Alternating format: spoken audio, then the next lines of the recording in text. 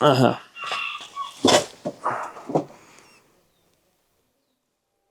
¿Cuál es el momento más duro de tu vida?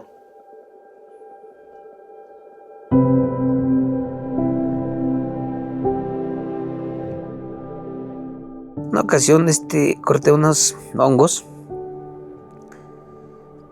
y dentro de los buenos llevo un malo. Los traje para comer, los preparamos, comimos todos y nos envenenamos. Nos llevaron al hospital, nos dieron de alta, el otro día nos sentíamos mal, regresamos. Estaba tan grave el asunto que mandan a mis hijos primero al hospital a Oaxaca, a la capital. Estuvimos 13 días en el hospital. Fue cuando mi hijo empezó a delirar. Llegó un doctor y me dijo, su hijo está mal. Una de las penúltimas reacciones es cuando empiezan a delirar. Penúltima. La última, va a estallar su hígado, van a sangrar por ojos, nariz, recto, boca. Y su hijo empezó a delirar. Si no mejora, dice, no hay nada que hacer. Al siguiente día que me dijo eso, me dijo, su hijo no mejora. Ya evacuó sangre. Dijo, ya no pasa. Sus enzimas van subiendo. Después de él, va a morir usted. De usted sigue su hija y al último su esposa. Ya no hay nada que hacer. No, sentí un golpe muy fuerte. Y decía yo, ¿cómo le voy a decir a mi esposa que se va a morir mi hijo? Y yo me sentía culpable. Porque yo junté los ojos. Me armé de valor, pedí hablar con ella. Me llevaron y le dije, ¿sabes qué? Pero me acaba de decir al doctor que se va a morir mi güero.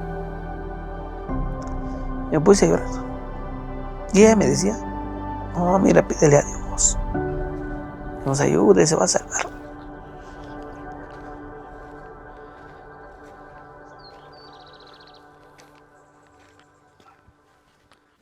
Y hablé con el doctor, quiero hablar con mi hijo. No se puede.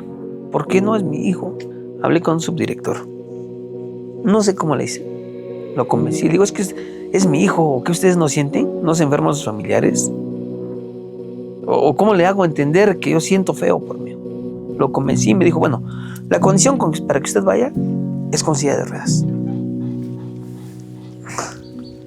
Me echan en la silla de ruedas, me bajan porque yo estaba en terapia intensiva, mi hijo en urgencias, mi hija también en urgencias.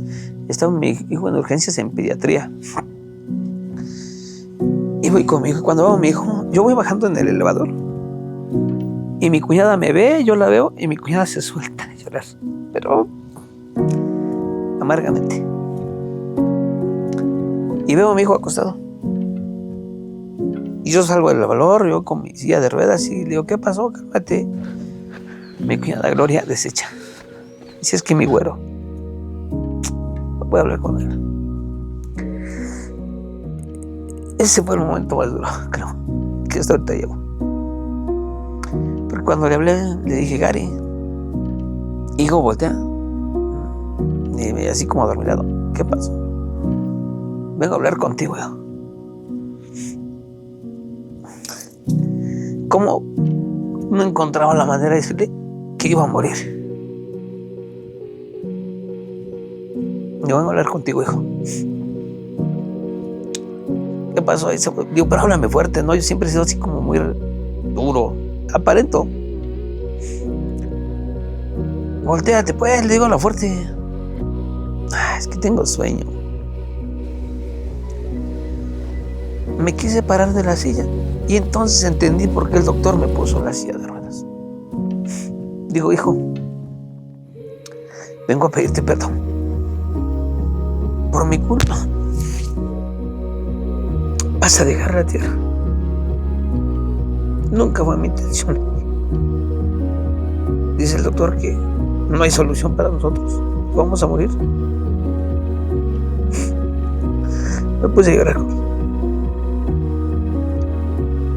Y él me dijo, papá, ¿usted cómo nos ha hecho siempre?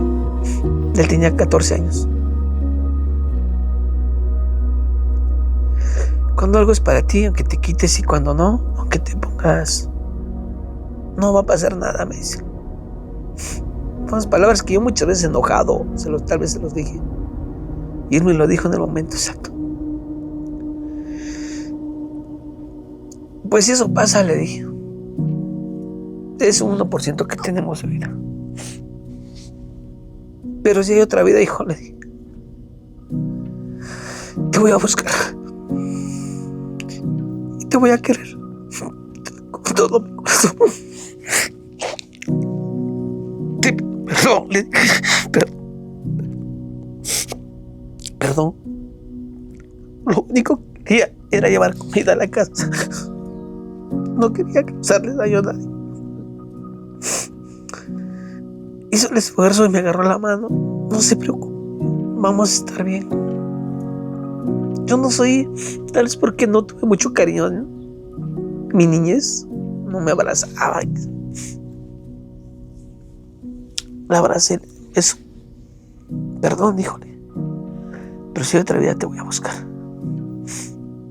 No se preocupe, pa. No va a pasar nada, me dice. Mi Gary siempre ha sido muy tierno. No me puedo levantar de la silla. Ese fue mi momento más duro. Despedirme de mi hijo.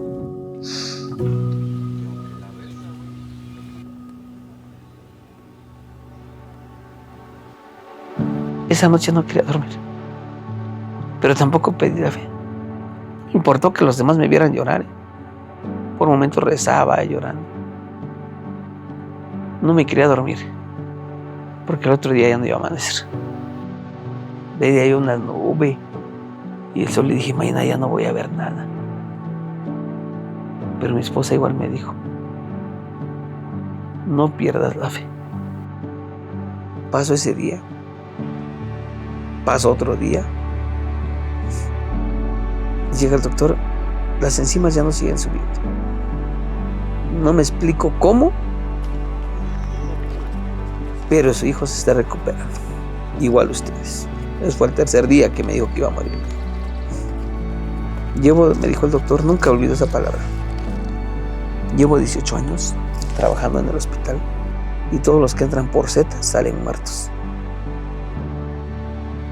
Y se dirigió, me puso la mano en el pecho, estaba acostado, me puso. No sé quién seas, me dice. Y no sé si has hecho cosas muy buenas o te falta algo por hacer. Porque Dios les dio la oportunidad a toda tu familia, me dice. Todos ya están mejorando. Es una sensación bien difícil de explicar. Sientes una tranquilidad. Por eso cuando alguien pierde un hijo, no hay palabras que puedan sanar su dolor de esa persona. Podemos llegar y decirle, mira, es tu hijo y ya está con Dios y es un ángel. Miles de palabras. Pero nadie siente lo que siente un padre. Y yo lo sentí. Yo lo sentí. Las experiencias nacen a partir de los momentos difíciles que uno vive. ¿Por qué? No sé. Tal vez porque Dios, ¿no? El ser superior o como le quieran llamar, te quería enseñar a soportar tal vez tiempos difíciles.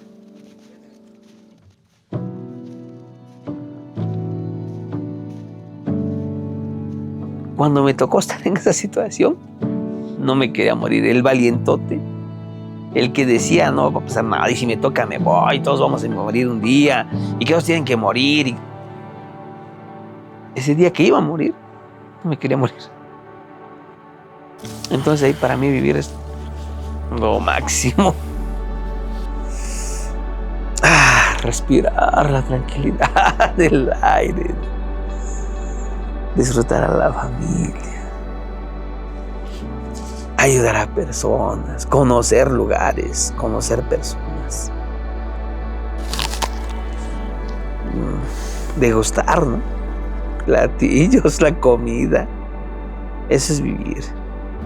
Significa mucho. Que no quisiera morir. No, así te lo pongo, ¿no? Le das otro valor a la vida. Y quisiera ser eterno. y estás con tu familia, que no tengas ninguna enfermedad, están sanos, eso es felicidad.